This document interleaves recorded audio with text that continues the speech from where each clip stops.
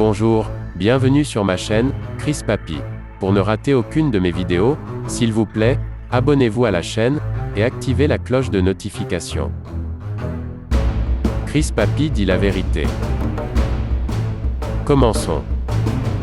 Dans une vidéo publiée le 23 mars dernier sur sa chaîne YouTube, Kofi Virginie s'en est prise violemment à Monsieur Danon Israël, l'accusant entre autres, d'entretenir une relation amoureuse avec sa fille. Mélangeant calomnie et mythomanie, cette dernière a pondu un discours, digne d'une véritable bouillie pour les chats. Nous la mettrons face aux incohérences de ses propos dans un instant. Mais avant, Chris Papy tient à adresser le message suivant à Monsieur Danon Israël, ainsi qu'aux responsables de l'Église internationale du Saint-Esprit. Selon une source proche de Dieny Jean-Jacques et de Virginie Kofi, le dénommé Didi Sayé, alias Eli Élisée Didi, serait l'homme derrière la caméra, lorsque ceux-ci voudraient s'adonner à leur basse besogne de campagne de dénigrement. Ce serait lui également qui donnerait leur titre aux différentes vidéos qu'ils font. Et ce dernier, pour illustrer leur dire, se servirait des images de l'Église internationale du Saint-Esprit, en sa possession. Didi Sayé alias Eli Élisée Didi, serait, ou aurait été le caméraman de cette église. Qu'une démarche soit menée afin de le sommer d'arrêter d'utiliser les images de l'église, à des fins diffamatoires d'une part, mais aussi, afin qu'il les efface de ses chaînes YouTube, ainsi que de son compte Facebook d'autre part. En outre, Chris Papy informe tous les détracteurs de Monsieur Danon, ainsi que de son assemblée, qu'il les visitera à tour de rôle. Chaque vidéo d'attaque aura sa réponse en temps et en heure. Chris Papy ne court pas. Ceci dit, sans transition, attaquons maintenant le sujet du jour. Écoutons Kofi Virginie, et mettons-la face aux incohérences de ses propos. Je suis Virginie Dieny. Remarquez comment d'entrée de jeu, elle peine à se présenter. Elle ne sait pas si elle doit dire Kofi Virginie, Dieny Virginie, ou Jézabel Virginie.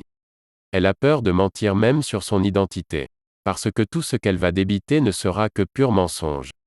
Je suis rentré avec mon épouse, avec mes filles. Je suis rentré avec mon épouse, avec mes filles. Je suis rentré avec mon épouse, avec mes filles. Virginie Kofi nous apprend qu'elle est entrée dans l'église de Monsieur Danon avec son épouse, ainsi que ses filles. Elle nous révèle sans détour, l'esprit qui l'anime, Jézabel. Car comment comprendre qu'une femme normalement constituée, appelle son mari, épouse, si ce n'est qu'elle est mariée en réalité avec Jézabel? Elle nous a présenté sa vraie compagne. Elle puisse me donner des rendez-vous. Donc pour moi, je voyais comme un père spirituel que Dieu venait de me donner. Où ces rendez-vous avaient-ils lieu? Y avait-il d'autres personnes avec vous? Si oui, et la réponse est oui, c'est que Monsieur Danon n'avait aucune mauvaise intention à ton égard. D'ailleurs tu l'as toi-même constaté et confessé, il ne faisait que se comporter en bon père spirituel. Il était donc irréprochable. Chaque fois, j'ai remarqué que chaque fois qu'il y a des invitations chez lui, surtout les invitations après le culte, souvent on fait les cultes jusqu'à 22h les dimanches, quand on finit les cultes, il m'invite, il invite certaines personnes. Selon une source proche de Virginie Kofi, lorsque cette dernière n'était pas invitée à manger à la table du prophète, elle entrait dans une colère noire. Car il faut le dire, Monsieur Danon avait plaisir à inviter à tour de rôle, les membres de son assemblée à dîner, afin de leur témoigner de sa considération. Là où plusieurs hommes de Dieu tiennent éloigner leurs fidèles, le prophète Danon Israël quant à lui, veut toujours se rapprocher de ceux que Dieu lui envoie. Oh, pendant ma grossesse, j'avais fait un songe, le Seigneur m'avait prévenu, mais je n'ai pas fait attention. J'avais fait un songe que j'ai vu un serviteur de Dieu qui est dans l'église qui a mis sa main sur mon ventre pendant ma grossesse. Et il y a une autre servante qui est arrivée de Strasbourg, qui est venue, qui a dormi ici, qui m'a fait le même songe qui m'a prévenu pour dire que ta grossesse est attaquée. Fais attention. Le Dieu qui t'aurait montré que ta grossesse était attaquée, qu'a-t-il fait pour te protéger? Décidément, le faux Dieu que vous adorez, Baal, n'agit-il jamais en votre faveur? Ne sait-il faire que parler? Baliverne. Mais il fallait que l'enfant soit handicapé pour me rendre compte que, effectivement, ma grossesse était attaquée. Donc, quand j'ai vu ça, j'ai continué à prier le Seigneur. Après, ma fille a eu la leucémie. Tu as continué à prier le Seigneur. Mais quel Seigneur? Un Dieu qui ne t'exauce jamais? Qui ne vient jamais à ton secours? La preuve, malgré tes soi-disant prières, ta fille a eu la leucémie. Chris Papy, compatissant, adresse ses prières à Dieu le Père, en faveur des enfants de cette dame, afin qu'il les protège de la malédiction qui frappe leur mère à cause de son cœur ténébreux, et de son mariage avec Jézabel. Il nous a dit non, que le Seigneur va faire quelque chose. Le Seigneur, donc il nous a donné une date. Il nous a dit la petite ne va même pas durer à l'hôpital et qu'elle va sortir.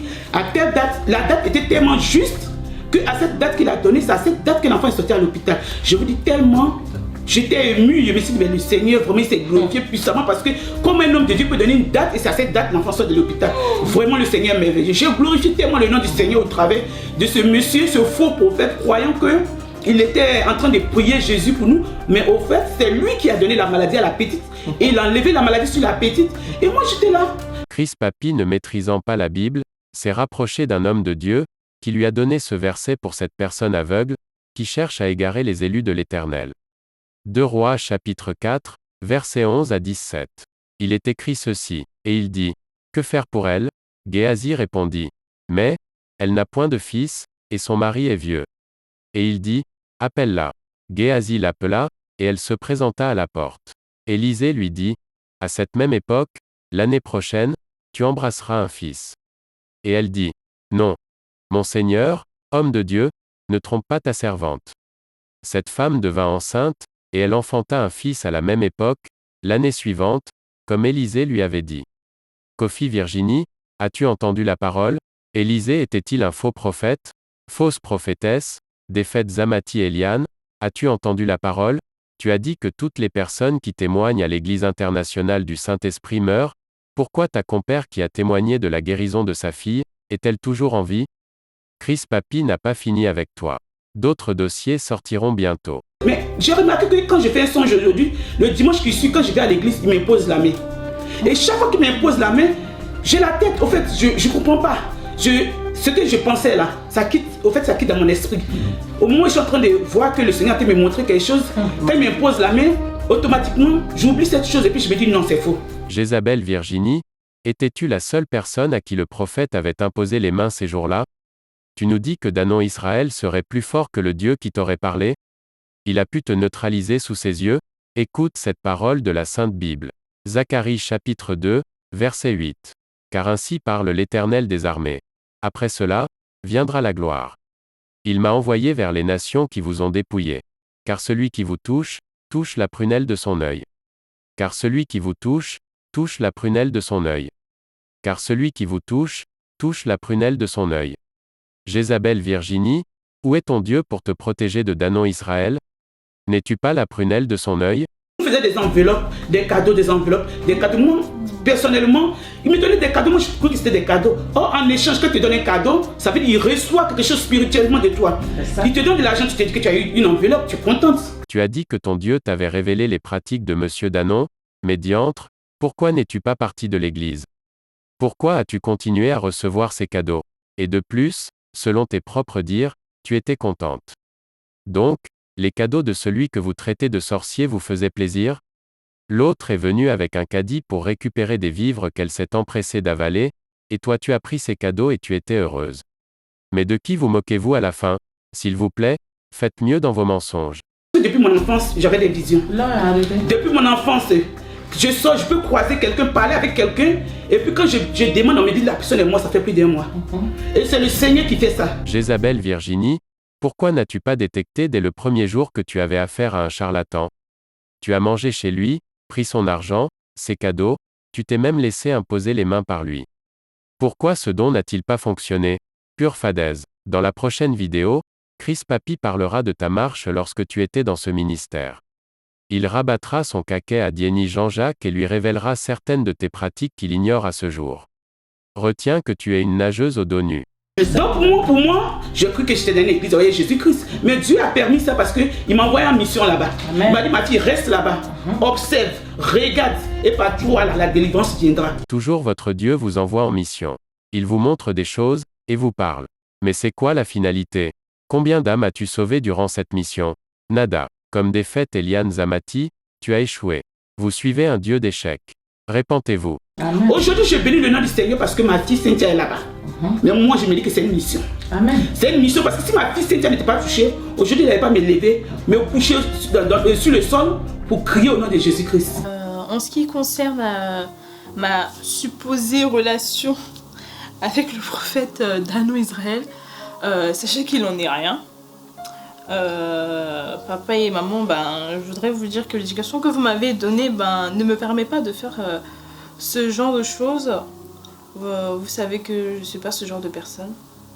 Par conséquent, vos propos me font beaucoup souffrir et j'ai très mal. Si cette vidéo vous a plu, n'hésitez surtout pas à liker, à partager.